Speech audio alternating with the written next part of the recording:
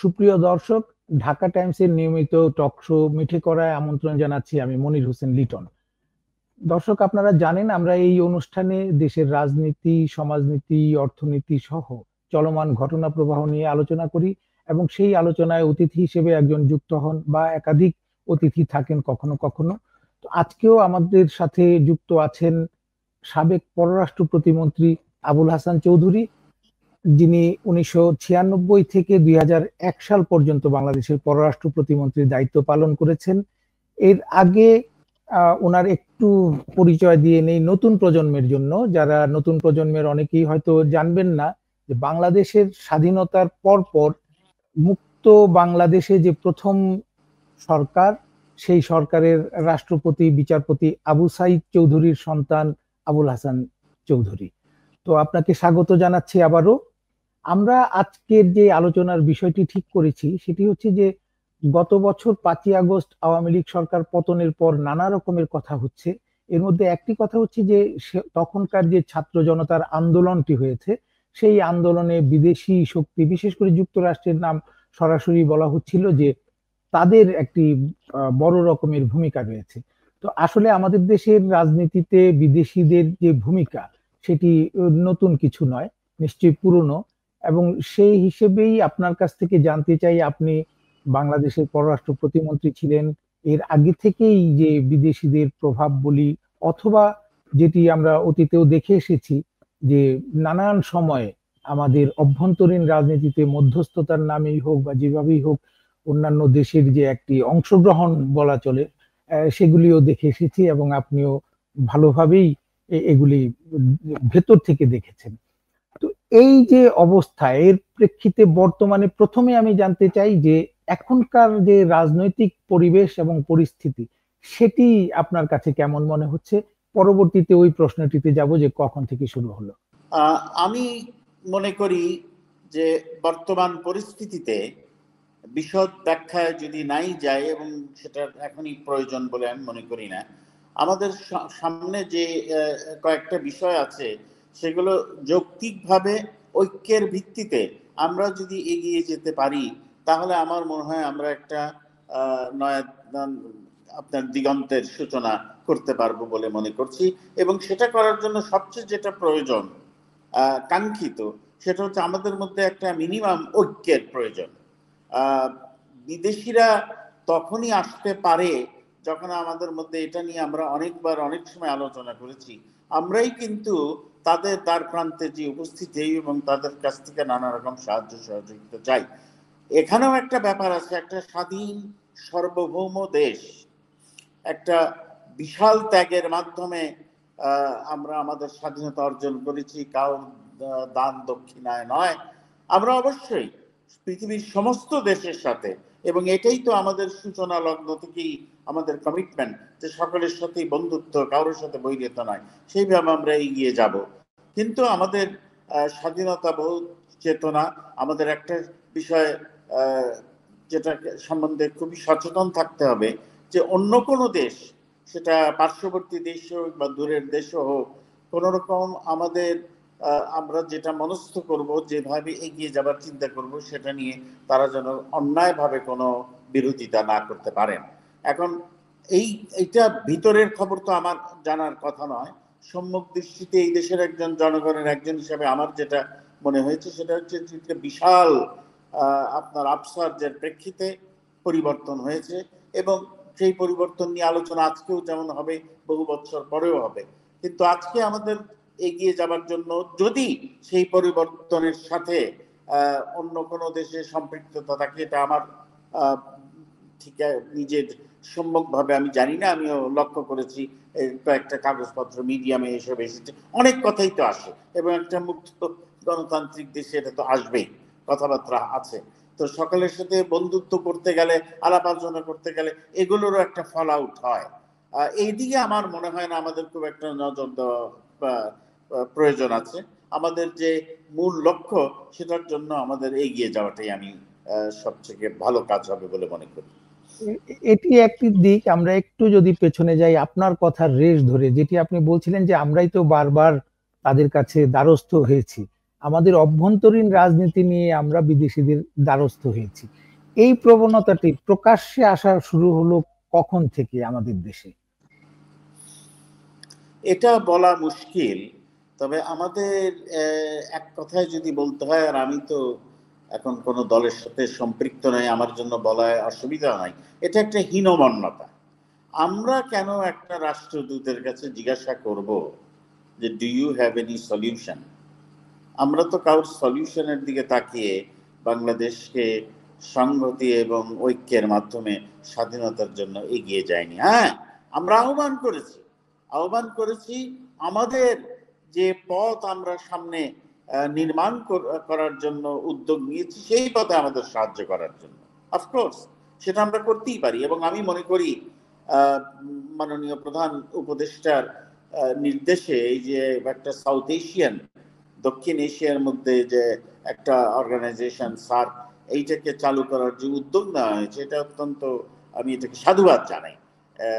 এইটার সফলতার মাধ্যমে শুধুমাত্র আমাদের দেশ না, সমস্ত এই অঞ্চলে একটা শান্তি প্রক্রিয়া আবার ফিরে আসবে বলে আমি আশা করি। তো ধরেন সেই রকম একটা আলোচনায় যদি রাষ্ট্রদূতদের সাথে আলোচনা হয়, কিছু কিছু আছে ইতিবাচক সাহায্য, কিন্তু আমার সমস্যা সংকটে তাদের কাছে যে চাওয়াটা ঠিক মনে করে আমার আন্তরিক শ্রদ্ধা সম্মান বোধ রেখেই বলবো, অনেক সময় আমরা এটাও লক্ষ্য করি যে গণমাধ্যম আর আমাদের ভাইয়েরা, সাংবাদিক বৃন্দরা, তারা অনেক সময় ধরেন যদি আমাদের কোনো মাননীয় মন্ত্রীর সাথে বিদেশি কূটনীতিবিদ, মন্ত্রীকে প্রশ্ন না করে ওই কূটনীতিবিদকে প্রশ্ন করেন যে সমস্যার সমাধানটা কোন দিকে যাবে বলে আপনি মনে করছেন। তো এটা আপনি যে প্রশ্ন করেছেন, আমার মোটা দাগে বলতে গেলে মনে হয় এই জিনিসটা এরশাদ সাহেবের আমল থেকে কিছুটা সূচনা হয়েছিল। তারপর পর্যায়ক্রমে সকল সরকার, এককভাবে কোন সরকারের দিকে আঙ্গুল তোলা যাবে না, সকলেই এই দোষে দূষিত হয়েছেন বলে আমি মনে করি। যেটি আপনি বলছিলেন যে বিদেশিরা নানানভাবে আমাদেরকে সহযোগিতা করে, আমরা দেখেছি যে যুক্তরাষ্ট্রের দুটি প্রতিষ্ঠান এনডিআই এবং আইআরআই, এই দুটি প্রতিষ্ঠান নানান সময়ে আমাদের যে গণতান্ত্রিক প্রতিষ্ঠানগুলি আছে, নির্বাচন কমিশন, পার্লামেন্ট, তাদেরকে শক্তিশালী করার জন্য, আমাদের গণমাধ্যমকে গণতান্ত্রিক পরিবেশে কিভাবে কাজ করতে হয় সেদিকে শক্তিশালী করার জন্য তারাও কাজ করেছে। রাজনীতিবিদদের সাথে করেছে, গণমাধ্যম কর্মীদের সাথে করেছে, এনজিও গুলির সাথে করেছে, সবার সাথে করেছে। এখন তাদের এই কাজগুলিকে নিয়েও প্রশ্ন তোলা হচ্ছে যে তারা কি শুধুই আমাদের গণতান্ত্রিক প্রতিষ্ঠানগুলিকে শক্তিশালী করার জন্য কাজ করেছে, নাকি তাদের স্বার্থ উদ্ধারের জন্য এখানে একটি বলয় তৈরি করেছে এইসব প্রতিষ্ঠান, বিশেষ করে এনডিআই, ন্যাশনাল ডেমোক্রেটিক ইনস্টিটিউট, এবং আরেকটি হচ্ছে ইন্টারন্যাশনাল রিপাবলিকান ইনস্টিটিউট। এ দুটি প্রতিষ্ঠান, এ দুটি প্রতিষ্ঠানকে আপনি যখন ক্ষমতায় ছিলেন বা দায়িত্বে ছিলেন তখন কিভাবে দেখেছেন? আমি যতদূর জানি তখন আমি সাংবাদিকতায় ছিলাম, যে এই দুটি প্রতিষ্ঠান আপনাদের সময়েও পার্লামেন্টে আমাদের সাংবাদিকদের প্রশিক্ষণের ব্যবস্থা করেছে, নানানভাবে সহযোগিতা করেছে, অনেক পার্লামেন্ট মেম্বারদেরকেও তারা প্রশিক্ষণ দিয়েছে। তো এই দুটি প্রতিষ্ঠানের প্রশিক্ষণের পেছনে বা কর্মকাণ্ডের পেছনে ভিন্ন কোনো উদ্দেশ্য কি আপনি অতীতে দেখেছেন? প্রথম কথা আমি যেটা বলবো যে যে কোনো প্রতিষ্ঠানের সাথেই আমরা যখন যোগাযোগ স্থাপন করি, তাদের সাথে আলাপ আলোচনা করি এবং তাদের মাধ্যমে আপনি যেসব বললেন প্রশিক্ষণ, আমাদের অবশ্যই খোলা মন নিয়েই এগিয়ে যেতে হবে, কিন্তু সতর্কতা অবশ্যই অবলম্বন করতে হবে। একটা স্বাধীন সার্বভৌম রাষ্ট্রের ভিজিল্যান্স, সতর্কতার কোনো বিকল্প নাই। যে সময়, এবং এটা বহু দিন আগে, 2001 সালের পর থেকে, আমি আবারও বলছি 2001-এর পর থেকে আমি আপনার প্রত্যক্ষভাবে কোনো কিছুর সাথে সম্পৃক্ত নই। তো 2001 সাল পর্যন্ত অবশ্যই এনডিআই এবং আইআরআই অনেক সেমিনার করেছেন, এবং আমি একটা জিনিস লক্ষ্য করেছি, সেটা হচ্ছে যে তারা কিন্তু এই দেশে আমাদের সংসদীয় গণতন্ত্রটা কিভাবে সুরক্ষিত হয়, সুসংহত হয়, সেটার জন্য চেষ্টা করেছিলেন। এবং 90-এ যখন আমি বিরোধী দলে, তখন তারা অনেক সেমিনার করেছেন, যেটা কিন্তু সব দল অংশগ্রহণ করেছে। একইভাবে 96 সালের পরেও সব দল অংশগ্রহণ করেছে, আপনারা হয়তো মনে থাকবে, এবং নানা বিষয়ে তারা আলাপ আলোচনা করেছেন। অন্তর্নিহিত কি তাদের চিন্তা ভাবনা ছিল, তারা সেটা ওইভাবে অন্য ভাবে কোনোদিন প্রকাশ করেন নাই। IRA এর ব্যাপারেও সেইটা, যদিও বলতে হবে যে NDI তাদের যাত্রা এবং সম্পর্ক আমাদের সাথে অনেক আগে শুরু করেন, IRA অনেক পরে এসেছে। তো আমি যেভাবে এই জিনিসটাকে দেখতাম, যে দেখেন এক এক দেশের এক একটা ভাবভঙ্গি আছে। মার্কিন যুক্তরাষ্ট্রের অনেকটা লবিস্টদের উপরে ডিপেন্ডেন্ট, তাদের যে পলিসি ফর্মুলেশন, তারা যেভাবে তাদের নীতি নির্ধারণ করেন, সেখানে এদেরকে বাংলাদেশের হয়ে একটা কাজ করার সুযোগ, বাংলাদেশের হয়ে, কোনো দলের নয়। যেমন ধরেন একটা আমাদের উপর থেকে আপনার GSP ফ্যাসিলিটিস তুলে নেবার যখন একটা উদ্যোগ নেয়, সেই ব্যাপারে আমরা এদের মাধ্যমে কিছুটা আলাপ আলোচনা করার চেষ্টা করছি। আরেকটা একেবারে ওদের যে একটা বিরাট কন্ট্রিবিউশন সেমিনারের মাধ্যমে, কোনো এক দলের ভিতরে সবার সমন্বয়, যে আজকে আমরা সংসদীয় কমিটিতে সভাপতি আসন গ্রহণ করেন একজন সংসদ সদস্য, হয় বিরোধী দলের বা সরকারি দলের। আপনি যদি আমাকে জিজ্ঞাসা করেন, আমি বলবো বেশিরভাগ ক্ষেত্রে বিরোধী দলের মাননীয় সদস্যরই কিন্তু চেয়ারম্যান হওয়া উচিত। যাই হোক, এটা কিন্তু অনেকগুলো সেমিনারের ফলশ্রুতি হিসাবে, নির্যাস হিসাবে দেখা যেতে পারে। এবং এখানে আমি অ্যাকনলেজ করি যে NDI কর্তৃক যে নানাবিধ ব্যাপারে আলোচনা হয়েছে, সেটার একটা নির্যাস। যেমন NDI-তে আর্টিকেল 70 নিয়েও অনেক কথাবার্তা হয়েছে, সেখানে আমরা একটা মতৈক্যের জায়গায় পৌঁছতে পারিনি। এই জাতীয় আলোচনা হতো। তারপরে 2001 সালের পরে কিভাবে কি আলোচনা হয়েছে, এটা বলার মতো তো সুযোগ আমার হয়নি, আমি জানি না, বলতে পারবো না। এটি গেল একটি দিক। আরেকটি দিক হচ্ছে যে একটি দেশের সাথে বাংলাদেশের যে সম্পর্ক, সেটাই ব্যবসায়িক, রাজনৈতিক নানা রকমের হয়। আমরা দেখেছি যে গত আওয়ামী লীগ সরকারের সময় ভারতের যে প্রভাব, এটি একটু ভিন্ন রকমের ভাবে দেখা যাচ্ছিল। আপনার কি মনে হয় যে তখনকার রাজনীতিতে ভারতের প্রভাবটি অতীতের অন্যান্য সময়ের চাইতে অনেক বেশি রকমের ছিল? যে কথাটা আমি সবসময় বলি, যে প্রত্যেকটা দেশের সাথে আমাদের বন্ধুত্ব থাকবে, সেই বন্ধুত্ব হবে স্বাধীন সার্বভৌম দেশের সাথে অন্য আরেকটা দেশের। অনস্বীকার্যভাবে আমাদের স্বাধীনতা যুদ্ধের সময় ভারতের একটা বিরাট বিশাল ভূমিকা ছিল, সেটা আমরা কৃতজ্ঞতার সাথে স্বীকার করি। কিন্তু সেইটার বেড়াজাল পার হয়ে আমাদের বন্ধুত্ব ছাড়া অন্য কোনো কিছুই হতে পারে না। অবশ্যই আমি মনে করি যে এটা যথেষ্ট ব্যাখ্যা দেওয়া হয় নাই, কিন্তু কিন্তু কিছু কিছু বিষয় তো দৃশ্যমান হয়েছে, যে পার্শ্ববর্তী দেশ ঠিক যথার্থ ইকুইলিব্রিয়াম, যথার্থ ব্যালেন্সটা সবসময় রাখেন নাই। তার থেকেও সবচেয়ে আমাদের মনে যেটা আঘাত লেগেছে, সেটা হচ্ছে যে আমাদের সীমান্তে যেভাবে হত্যাকাণ্ড তারা চালিয়ে গেছেন, এটা কোনোভাবেই কাঙ্ক্ষিত নয়। আমরাও কিন্তু ছোট দেশ নই, 18 কোটির একটা দেশ কোনোভাবেই ছোট হতে পারে না, কোনোভাবেই। তো ভারতেরও এটা বোঝা উচিত যে 71-এর কারণে তাদের যে সিকিউরিটি হেডেক, নিরাপত্তার একটা দুশ্চিন্তা, সেটা অনেকখানি কিন্তু তারা মুক্ত হয়েছে। সেই উদার চিন্তাটা অনেক ক্ষেত্রেই তাদের মধ্যে থেকে আমরা দেখি নাই। আশা করব এটি যে ভবিষ্যতে একটা কোর্স কারেকশন হবে, তারা এই ইকুইলিব্রিয়ামের দিকে ফিরে আসবার চেষ্টা করবেন, এবং এই আলোচনাটা খুব খোলা মনে হওয়া উচিত। এটা আমাদের জন্য প্রয়োজন, ভারতের জন্য প্রয়োজন। যেভাবে আমি মনে করি যে আমাদের সাথে চীন বিশালভাবে আমাদের অর্থনৈতিক সাহায্য করেছেন, অবকাঠামোর সাহায্য করেছেন, এবং চীন একটা ওয়ার্ল্ড পাওয়ার আনডিনায়েবলি। সেই চীনের সাথেও সম্পর্কটা আরো অনেক গভীর করা উচিত। সেটা শুধুমাত্র ভিজিটসের ভিতরে না থেকে প্রকল্পের দিকে এগিয়ে যাওয়া উচিত আমি মনে করি। এগুলি অর্থনৈতিক সম্পর্কের বিষয় তো অবশ্যই। আরেকটি দিক হচ্ছে যে আমরা 2014 সালের নির্বাচনের সময় দেখেছিলাম যে ভারতের যে পররাষ্ট্র সচিব, তিনি সরাসরি এসে আমাদের দেশের রাজনৈতিক দলগুলির সাথে বসেছিলেন নির্বাচনে অংশ গ্রহণ করানোর জন্য। এমনকি জাতীয় পার্টির দিক থেকে এখনো অভিযোগ করা হয় যে তখন তাদেরকে চাপ দিয়ে নির্বাচনে অংশ গ্রহণ করানো হয়েছিল। এই যে চাপ দিয়ে করানো এবং সরকারের দিক থেকে এক ধরনের তাদেরকে সুযোগ করে দেয়া যে তারা যাতে নির্বাচনে হস্তক্ষেপ করতে পারে, এই যে হস্তক্ষেপ, এটি কিভাবে বন্ধ করা যায়? কোনো একটি দলের পক্ষে সম্ভব, নাকি এর জন্য একটি ঐকমত্য দরকার? কোনো কিছুই তো ঐক্যমত্য ছাড়া হবে না।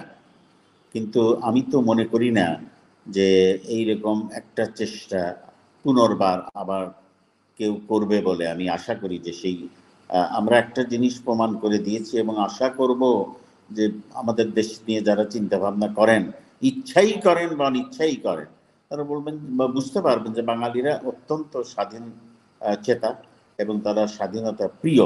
তাদের মধ্যে দ্বন্দ্ব কলহ থাকতে পারে মাঝে মাঝে, এই দেশের একজন অতি সামান্য অতি সাধারণ নাগরিক হিসাবে আমার মনে হয় যে দ্বন্দ্ব কলহটা অনেক সময় একটু হয়তো বেশি হয়ে যায়। তো সবকিছু ছাপিয়েও আমরা আমাদের সার্বভৌমত্বের প্রশ্নে, আমাদের জাতীয়তাবাদের প্রশ্নে আমরা কিন্তু আপোষ করি না। সেই ক্ষেত্রে যারা আসেন আমাদের সাথে আলোচনা করতে, আশা করি তাদের অতটুকু কমন সেন্স থাকবে যে এদের সাথে আলোচনার প্রেক্ষিতে চাপাচাপি করতে গেলে এটা টেকসই, এটা টিকবে না, এটা কিন্তু কোনো না কোনো সময় ভেঙে পড়বে, এবং সেটাই হয়েছে। আরেকটি অভিযোগ ভারতের দিকে যেটি করা হয়, এমনকি আমাদের অন্তর্বর্তী সরকারের উপদেষ্টাগণ সরাসরি বলছেন যে ভারতের সরকার সবসময় বাংলাদেশের একটি দলের সাথে সম্পর্ক রাখার চেষ্টা করেছে। তারা রাষ্ট্র টু রাষ্ট্র যে সম্পর্কটা, সেটার পরিবর্তে দলীয় ভিত্তিতে সম্পর্ক রাখার চেষ্টা করেছে। এই অভিযোগটিকে আপনি কিভাবে দেখেন, এবং আসলেই ভারত সেটি করেছে কিনা? এটা সবই খুবই দুঃখজনক, এবং এটা তো আমরা ভারতের যে আপনার মিডিয়া, যেটা আমি একসময় বলছি খুবই সমাদৃত ছিল, তারা একেবারেই মনে হচ্ছে যে সরকারের ইঙ্গিতে অনেক কথাবার্তা বলছেন। এইটাতে করে আমি মনে করি যে বাংলাদেশের স্বার্থেই সবার সাথে সুসম্পর্ক থাকা উচিত, ভারতের সাথেও, চীনের সাথেও, এবং মার্কিন যুক্তরাষ্ট্র, মার্কিন যুক্তরাজ্য। ডিপ্লোম্যাসি তো একটা জায়গায় থেমে থাকে না, it is a work in progress. আমাদের তো এটা নিয়ে কাজ করতে হবে। কোনোখানে যদি আমরা সামান্য একটু ইতিবাচক ছাড়া দেখি, অতি উৎফুল্ল হবারও যেরকম প্রয়োজন নাই, আবার কোনোখানে যদি কোনো ব্যারিয়ার দেখি, বাধা দেখি, তার জন্য একবার ডিপ্রেসড হয়ে যাব, এটারও দরকার নেই। এটা নিয়ে কাজ করতে হবে, বুঝতে হবে। তবে আপনার যে প্রশ্ন করেছেন, এইটা আমাদের খুব নির্মোহভাবে, শান্ত সমাহিতভাবে, কিন্তু দেশের না পৃথিবীর সবখানের যে ফ্রেন্ডশিপটা, বন্ধুত্বকে গভীর করা এবং আরো এগিয়ে যাওয়া, সেটার উল্টোটা করছে। এতে গেল আমাদের দুই দেশের মধ্যেকার সম্পর্ক। আরেকটি হচ্ছে যে বর্তমান আন্তর্জাতিক অঙ্গনে ভারত, যুক্তরাষ্ট্র এবং চীন, এই তিনটি দেশের সম্পর্কর উপর আমাদের যে সম্পর্কের প্রভাব আমাদের উপর পড়ছে বলে অনেকেই বলেন, এবং এটি আমরা দেখছিও। তো আসলে এই তিন দেশের সম্পর্কের প্রভাব আমাদের উপর কেমন পড়ছে? দেখেন, আমরা তো একটা গ্লোবাল ওয়ার্ল্ডের বাসিন্দা। যদি খোলাখুলি কথা বলি, আমাদের যে রপ্তানির একটা বিরাট ক্ষেত্র হচ্ছে মার্কিন যুক্তরাষ্ট্র। একই সাথে একটু আগে যেটা আলাপ করছিলাম, চীন একটা বিশাল দেশ, এবং তারা খুব এনলাইটেন্ড ওয়েতে আমাদের সাথে বন্ধুত্ব করেছে। আমাদের অবকাঠামো নির্মাণে তারা অনেক কাজ করেছে, কিন্তু সেটার জন্য তারা যে একটা কিছু দাবিদার এইরকম মনোভাব দেখায় নাই। আমি ভবিষ্যৎ জানি না, ভবিষ্যতের বাণী আমি করতে পারবো না। তো এইরকম চ্যালেঞ্জ কোন দেশের থাকে? যেসব দেশ শক্তিশালী, যেসব দেশের সম্ভাবনা আছে। আমরা যদি জিরো কান্ট্রি থাকতাম, আমাদের সামনে এই চ্যালেঞ্জ থাকতো না। তো একদিকে তো আমি এই চ্যালেঞ্জ ওয়েলকাম করি, যে কিন্তু এই how we tackle this channel, সেইটি হচ্ছে বড় কথা। এবং ইনশাল্লাহ আমি আশাবাদী যেটা আমরা করতে পারবো। আমাদের ওই আপনার সীমানা কতখানি সাইজ, এটা থেকেও অনেক বেশি গুরুত্বপূর্ণ হচ্ছে আমাদের অত্যন্ত শক্তিশালী মানব সম্পদ। 18 কোটি দেশ, এবং আমাদের একটা ডেমোক্রেটিক ডিভিডেন্ড যেটা আছে, অল্প বয়সের মানুষ, এটা পৃথিবীর অন্য দেশেই নেই। তাছাড়া আমরা তো বিশাল একটা অর্জন করেছি বৈদেশিক মুদ্রা অর্জনের ব্যাপারে, রেমিটেন্সের ব্যাপারে আমরা একটা বৈপ্লবিক কাজ করেছি। এরকম আরো অনেক কিছু করতে পারবো বলে আমি আশা করি। আমাদের মূলত ইকোনমিক ডিপ্লোমেসির দিকেই দৃষ্টি থাকবে। এটা ছাড়া তো আমাদের অন্য কোনো দিকে যাবার কোনো প্রয়োজনই আছে বলে আমি মনে করি না। সেইটা বুঝাতে হবে যে আমরা কোনো জোটের সাথে একত্রিত হয়ে বা সামরিকভাবে আমরা কোনো জোটে যাওয়াটা আমাদের কোনো দিনের ইচ্ছাও ছিল না, আমরা যাব না। এটি তো গেল আমাদের দিক থেকে প্রত্যাশা। কিন্তু চীন যদি মনে করে যে বাংলাদেশ অতিমাত্রায় ভারতের দিকে ঝুঁকে পড়ছে, অথবা ভারত যদি মনে করে বাংলাদেশ অতিমাত্রায় চীনের দিকে ঝুঁকে পড়ছে, তাহলে তাদের মনোভাবটা কি হতে পারে?